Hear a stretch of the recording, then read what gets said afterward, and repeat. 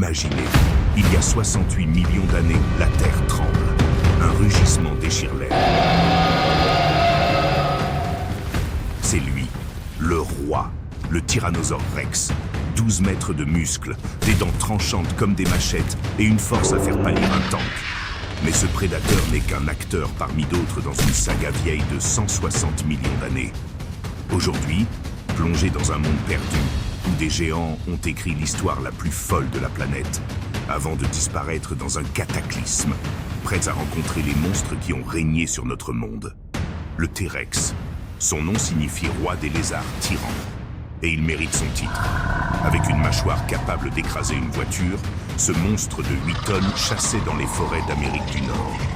Mais attention, derrière le mythe du tueur solitaire se cache un mystère. Était-il un chasseur sanguinaire ou un charognard opportuniste? Ses petits bras ridicules n'enlèvent rien à sa terreur. Il voyait mieux que vous, sentait votre peur à des kilomètres, et ses dents de 20 cm étaient faites pour déchiqueter des os. Le vrai roi lion? Non, le roi des dinos. Oubliez Jurassic Park, le vrai vélociraptor ne mesure pas 2 mètres, mais 1,80 m, plumes incluses. Ce tueur intelligent, couvert d'un duvet coloré, chassait en meute dans les déserts de Mongolie. Sa griffe en faucille, une lame de 20 cm plantée dans le cou de ses proies.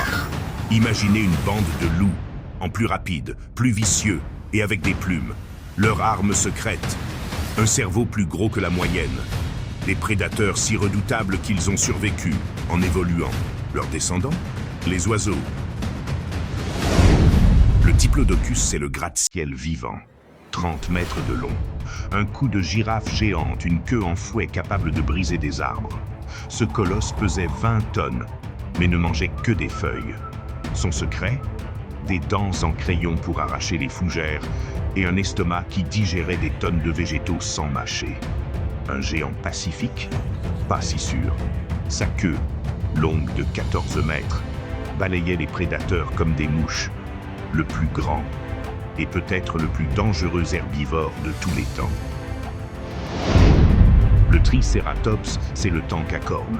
9 mètres de muscles, 3 cornes tranchantes, une collerette osseuse aussi solide qu'un bouclier médiéval. Face au T-Rex, il chargeait comme un rhinocéros enragé. Ses cornes de 1 mètre transperçaient les flancs des prédateurs, ou ses rivaux pendant les combats de séduction. Mais sa collerette n'était pas qu'une armure.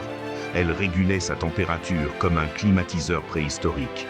Le dernier dinosaure avant l'apocalypse, et un survivant jusqu'au bout. Attention, piège, le ptérodactyle n'est pas un dinosaure. Ce reptile volant planait au-dessus des mers du Jurassique, attrapant des poissons avec son bec denté. Ses ailes, des membranes tendues sur un doigt de 2 mètres, une envergure de 2,50 m pour dominer le ciel, avant que les oiseaux descendants des dinos ne prennent sa place.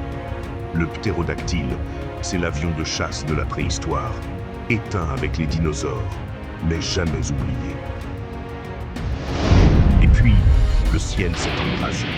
Un astéroïde, des éruptions. En quelques jours, 75% des espèces ont disparu. Les dinosaures ont péri, mais leur héritage vit. Le T-Rex nous fascine, le vélociraptor nous intrigue, et les oiseaux chantent encore leurs louanges. Ces titans ont façonné la Terre, et leurs fossiles sont des lettres d'amour de l'évolution.